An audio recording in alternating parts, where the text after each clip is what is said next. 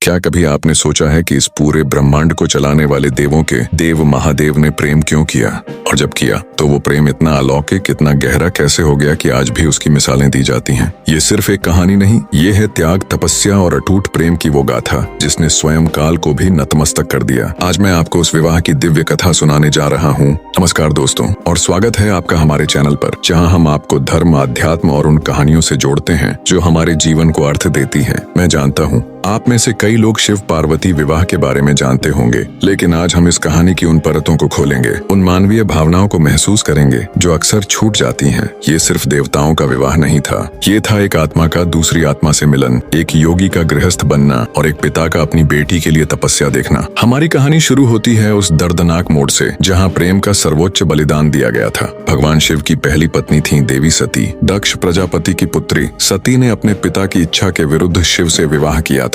दक्ष को यह संबंध कभी स्वीकार नहीं था। एक बार दक्ष ने एक विशाल यज्ञ का आयोजन किया जिसमें सभी देवताओं को बुलाया सिवाय शिव के। सती अपने पति के अपमान से इतनी आहत हुई कि उन्होंने स्वयं को उसी यज्ञ की अग्नि में भस्म कर लिया। सोचिए उस पल को, एक पत्नी अपने पति के सम्मान के लिए अपना जीवन त्याग देती है, और दूसरी ओर भगवान शिव जो त्रिकालदर्शी हैं, जब उन्हें ये समाचार मिलता है तो उनका क्रोध पूरे ब्रह्मांड को कंपा देता है। उन्होंने तांडव किया, वीरभद्र को उत्पन्न किया और दक्ष के यज्ञ को ध्वस्त कर दिया। शिव अब गहरे शोक में डूब चुके थे। वे सती के शव को लेकर पूरे ब्रह्मांड में भटकते रहे जब तक कि भगवान विष्णु ने अपने चक्र से सती के शरीर के टुकड़े नहीं कर दिए। सती का ये बलिदान प्रेम की पराकाष्ठा थी, लेकिन ये एक अंत नहीं, एक नई शुरुआत थी। पार्वती के रूप में सती ने जब दूसरा जन्म लिया तो वे हिमालय राज और मैना देवी की पुत्री पार्वती कहलाईं। बचपन से ही उनके मन में शिव के प्रति अटूट श्रद्धा थी। उन्हें अपने पूर्व जन्म की स्मृतियां नहीं थीं, लेकिन आत्मा का जुड़ाव उन्हें शिव की ओर खींच रहा था। जब पार्वती बड़ी हुई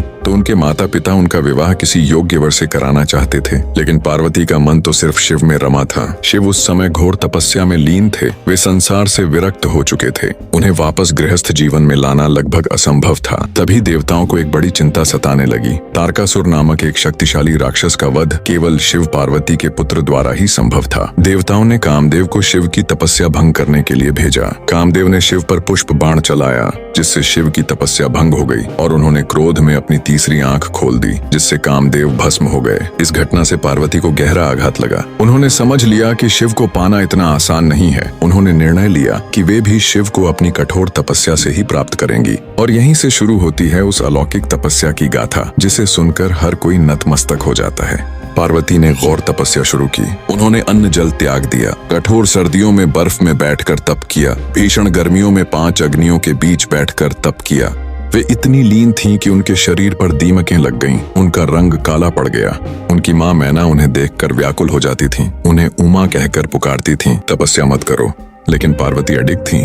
पार्वती की इस अटूट तपस्या ने अंततः भगवान शिव को विचलित कर दिया। वे पार्वती की परीक्षा लेने के लिए एक वृद्ध ब्राह्मण का वेश धारण कर उनके समक्ष प्रकट हुए। ब्राह्मण ने पार्वती से पूछा, हे देवी, आप इतनी कठोर तपस्या क्यों कर रही हैं? आप इतनी सुंदर हैं, आपको तो कोई राजकुमार सहज ही मिल जाएगा। आप किस कुरूप श्मशानवासी भिक्षा मांगने वाले शिव के लिए इतनी पीड़ा सह रही हैं? ब्राह्मण ने शिव की खूब निंदा की, उन्हें अघोरी औघड़ भूत प्रेतों का स्वामी बताया। पार्वती ने धैर्य पूर्वक सब सुना, लेकिन जब शिव की निंदा बहुत बढ़ गई तो पार्वती क्रोधित हो उठी। उन्होंने कहा, हे ब्राह्मण, आप शिव के बारे में कुछ नहीं जानते। वे तो परम पवित्र, परम ज्ञानी हैं। मैं उनके सिवा किसी और को अपने पति के रूप में स्वीकार नहीं कर सकती। आप यहाँ से चले जाइए, वरना मेरा क्रोध आपको भस्म कर देगा। पार्वती के इस अटूट प्रेम, श्रद्धा और दृढ़ निश्चय को देखकर शिव अत्यंत प्रसन्न हुए। उन्होंने तुरंत अपना ब्राह्मण वेश त्याग दिया और अपने वास्तविक रूप में पार्वती के सामने प्रकट हुए। शिव को अपने सामने देखकर पार्वती की आंखों से अश्रुधारा बह निकली। उनकी वर्षों की तपस्या सफल हो चुकी थी। शिव ने पार्वती को अपनी पत्नी के रूप में स्वीकार किया। इस तरह शिव और पार्वती का विवाह तय हुआ। देवताओं में आनंद छा गया। हिमालय राज और मैना देवी भी अपनी पुत्री की तपस्या सफल होते देख अत्यंत प्रसन्न हुए। शिव बारात लेकर आए जिसमें भूत प्रेत गण और सभी देवता शामिल थे।